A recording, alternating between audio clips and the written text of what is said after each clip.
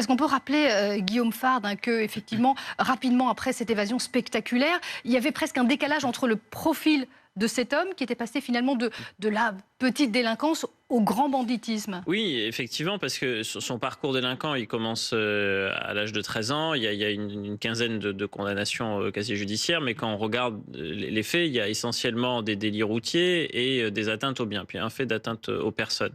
Et donc, ça peut créer un décalage entre le casier judiciaire et la dangerosité. Sauf que la justice, elle vous rattrape progressivement pour les faits passés. Et donc, il était largement passé à la vitesse supérieure. Et d'ailleurs, au moment de son évasion, il est mis en examen dans des affaires de nature criminelle.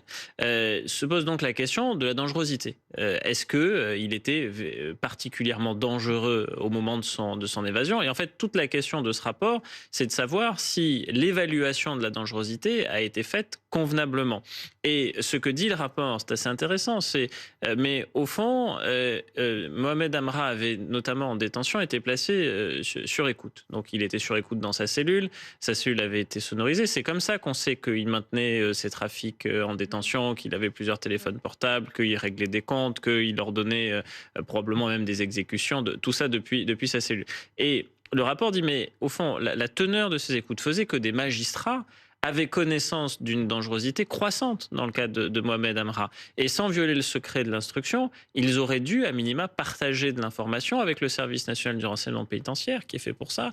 Qui auraient été au courant du profil du détenu qu'ils avaient à surveiller. Oui, parce que se pose ensuite la deuxième question, c'est pourquoi l'évaluation de Mohamed Amra fait que son escorte reste bloquée à un niveau 3 sur 4, alors même que le directeur de la maison d'arrêt, lui, avait demandé le concours des forces de sécurité intérieure pour cette escorte. Et donc peut-être que du côté de l'autorité de régulation des extractions judiciaires à Rennes, une fois qu'on lira ce rapport, on dormira un peu moins bien, parce que vous avez des gens qui ont fait une lecture très littérale du texte, disant non, il n'est pas détenu particulièrement signalé. À partir de là, on ne passe pas en escorte de niveau 4.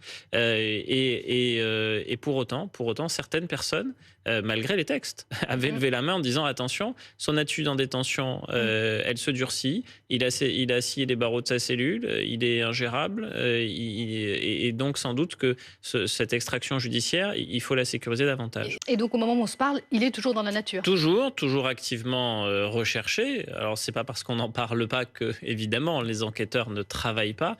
Il y a plusieurs dizaines d'enquêteurs à temps plein qui cherchent à le localiser.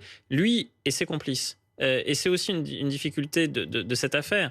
On ne recherche pas un homme seul. On recherche un homme qui s'est évadé avec des complices qui sont dangereux et armés. Et donc, dans un monde idéal, il faut pouvoir les interpeller simultanément. Ce n'est pas toujours possible, mais en tout cas, il faut arriver à les loger, comme on dit, à les localiser, pour le dire en un terme peut-être plus intelligible, au même moment et procéder ainsi à l'interpellation. Donc, c'est un temps long de l'enquête. Tôt ou tard, il finira par être retrouvé, puisque personne ne parvient à rester dans la nature aussi. Non, comme ça, sur des cavales, dans le grand banditisme, non, personne. Mais pour autant, c'est vrai que depuis que ces faits ont lieu au mois de mai, il est toujours dans la nature.